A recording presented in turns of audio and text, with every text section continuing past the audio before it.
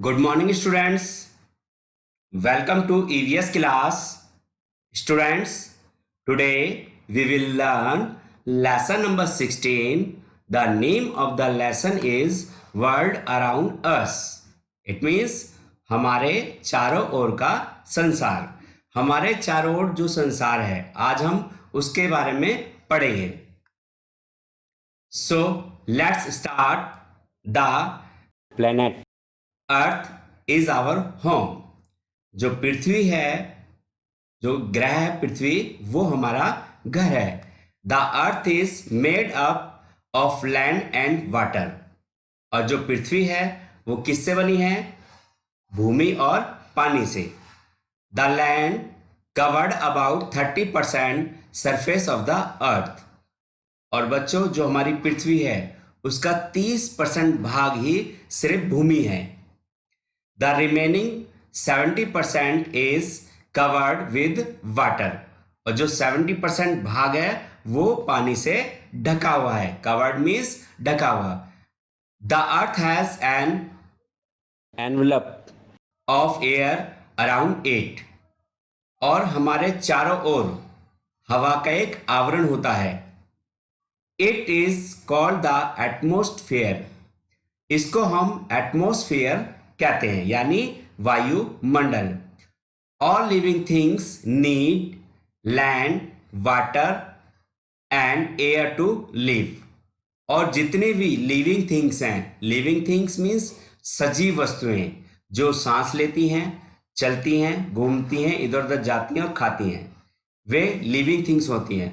उन सभी को जरूरत होती है जीने के लिए पृथ्वी की, पानी की और हवा की. A model of the earth is called a globe. A model of the earth is called a globe. और हमारी पृथ्वी का जो एक सूक्ष्म रूप है, जो एक छोटा रूप है, उसको हम ग्लोब कहते हैं. क्या कहते हैं? Globe.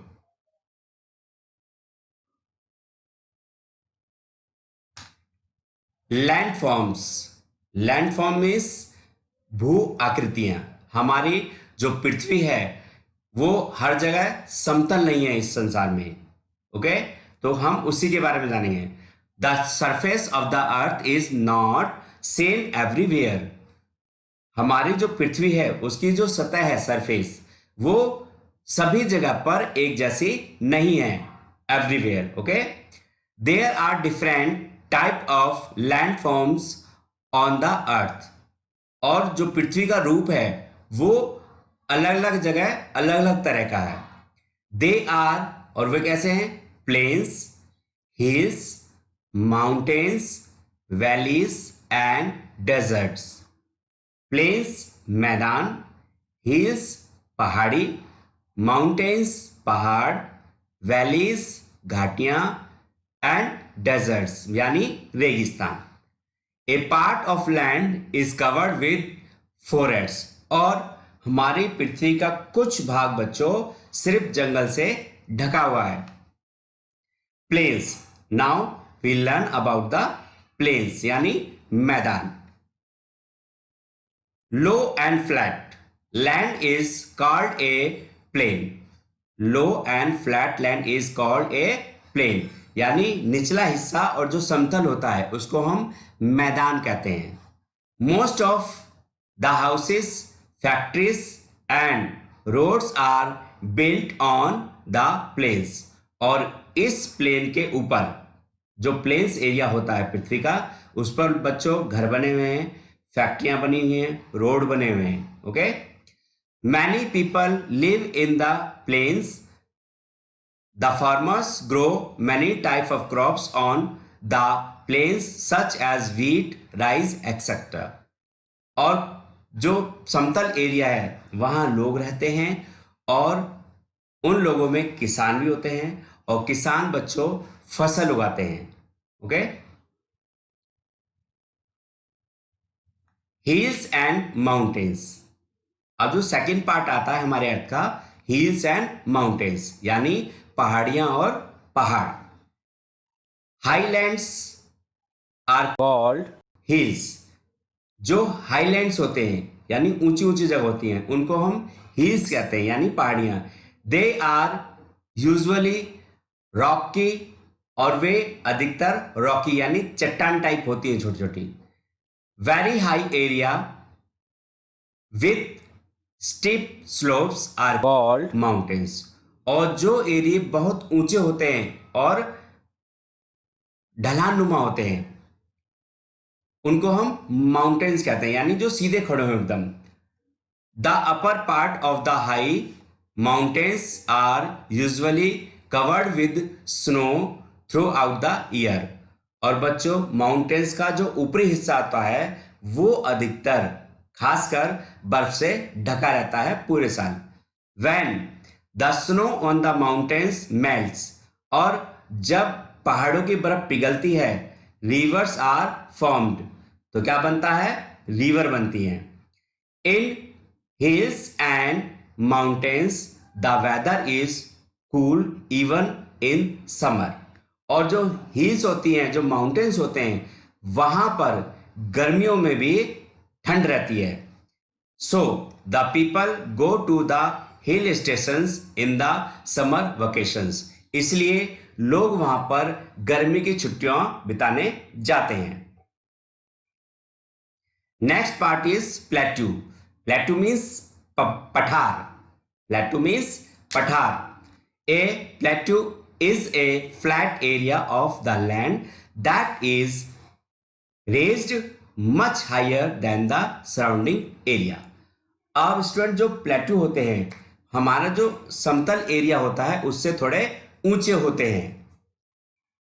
Sometimes it is also a table land, और हम कभी कभी इनको प्लेट्यू की जगह टेबल लैंड भी कह देते हैं। Next part is valley. It means घाटी। The lowland between two mountains or hills is called a valley। Students, जब दो माउंटेन्स के बीच में जो जगह खाली रह जाती है गहराई में, उसको हम वैली बोलते हैं यानी घाटी। Valleys are very fertiles and good for growing crops, और जो वैलीज होती हैं वो बहुत ही उपजाऊ होती हैं, किसके लिए, फसल उगाने के लिए। The climate is very pleasant in the valley, और घाटियों का जो जलवायु होती है बहुत ही सुहावनी होती है, वहां की यानी बहुत अच्छी होती है। Next part is desert. Desert means रेगिस्तान। The sandy area with little rain is called a desert.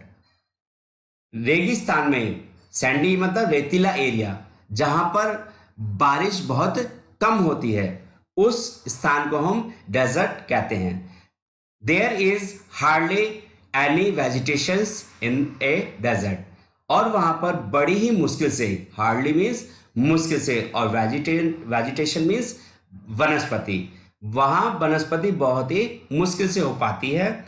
Most common plants grown in the deserts are cacti, और वहां पर अधिकतर जो पौधा पाया जाता है बच्चों, उसको हम नागफनी कहते हैं यानी cacti.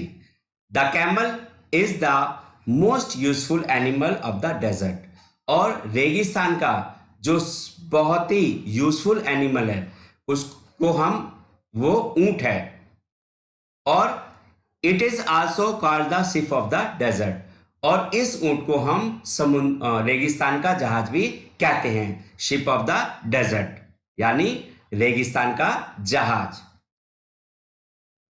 Next part is forest. Forest means jungle. The area with a large number of trees is called a forest.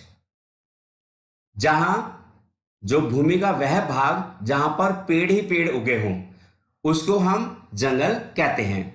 Many wild animals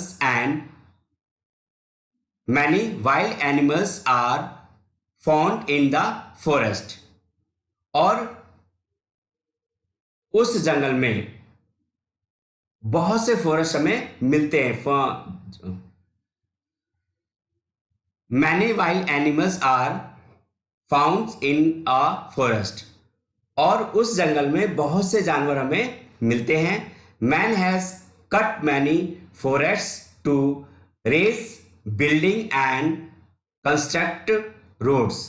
और आदमी ने, जो मनुष्य है बच्चों, उसने पेड़ों को अधिकतर काट दिया है और वहां पे काट कर उसने बिल्डिंग्स यानी इमारतें बनाई हैं और रोड बनाए हैं। So some species of wild animal have also become extinct.